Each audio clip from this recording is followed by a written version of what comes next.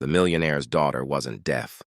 The nanny uncovered the cruel truth. Her father ignored.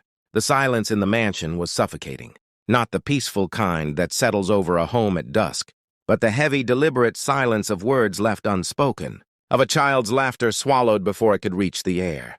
I pressed my palm against the cool marble countertop in the kitchen, steadying myself as I watched her through the doorway. Little Emma, just 7 years old, sat alone in that cavernous living room, her small frame nearly disappearing into an oversized leather chair. She was staring at her hands, her lips moving slightly as if speaking to someone only she could see. My heart fractured a little more, the way it had every day since. I'd started working in this house 3 months ago, because I knew something that her father, the great Richard Thornton, refused to see. His daughter wasn't deaf. She had simply stopped trying to be heard. I came to the Thornton estate in late September, answering an ad for a live-in nanny that promised generous compensation and private quarters. Fresh out of college with a degree in early childhood development and mountains of student debt, I couldn't pass up the opportunity. The pay was almost obscene for watching one child, but the moment I stepped through those towering front doors, I understood why. The house was a monument to wealth and emptiness. 42 rooms, I'd later learn, and in each one, the echo of loneliness bounced off imported Italian marble and hand-carved mahogany. Richard Thornton made his fortune in commercial real estate, building shopping centers and office complexes across 3 states. He was the kind of man whose face appeared in business magazines, always photographed mid-gesture, as if caught in the act of commanding the world to bend to his will. He wore suits that cost more than my car, spoke in clipped sentences that expected no argument, and looked at his daughter the way someone might glance at a piece of furniture they'd forgotten they owned. Emma had been diagnosed as profoundly deaf at age 4, according to the medical files Richard handed me on my first day. The paperwork was extensive. Audiologist reports, specialist consultations, recommendations for sign language instruction that had apparently never been pursued. Richard explained it all with the detached efficiency of a CEO presenting quarterly earnings.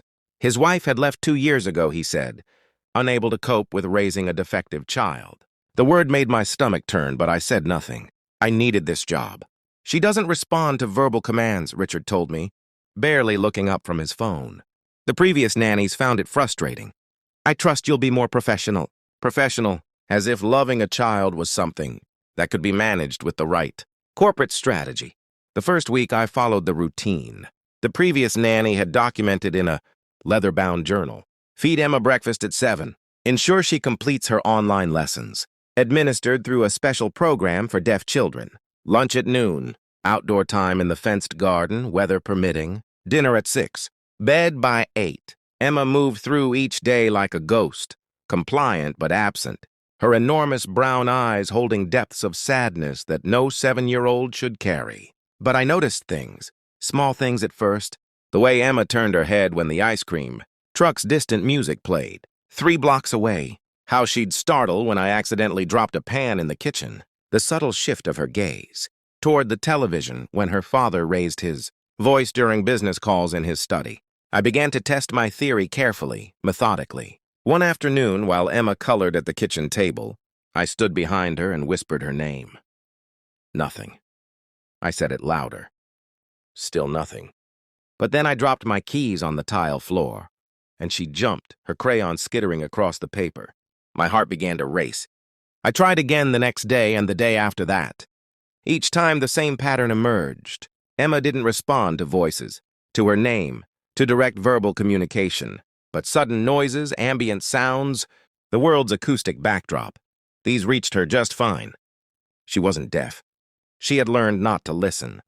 I spent the next 2 weeks observing the way Richard interacted with his daughter. Interacted was too generous a word. He existed in her vicinity occasionally, between conference calls and business dinners. When he did acknowledge her, it was with gestures, pointing at her plate to indicate she should eat, tapping his watch to signal bedtime. He never spoke to her, not once. There's no point. He'd told me dismissively when I suggested. We try verbal communication alongside sign language.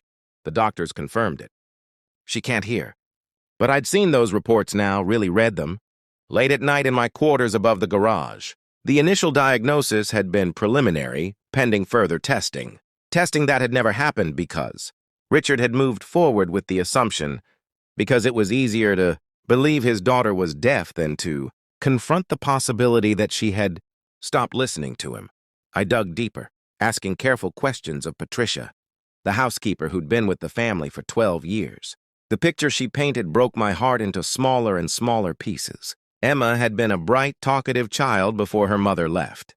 She'd chattered constantly, asking questions, telling elaborate stories, singing songs she'd learned at preschool. But after her mother's departure, Richard had thrown himself into work, leaving Emma with a rotation of nannies who had strict instructions not to bother him unless absolutely necessary.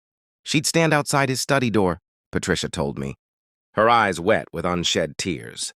Just stand there calling for him. "Daddy, Daddy, please." Sometimes for an hour. He never came out. Eventually, she stopped calling. That's when the deafness had begun.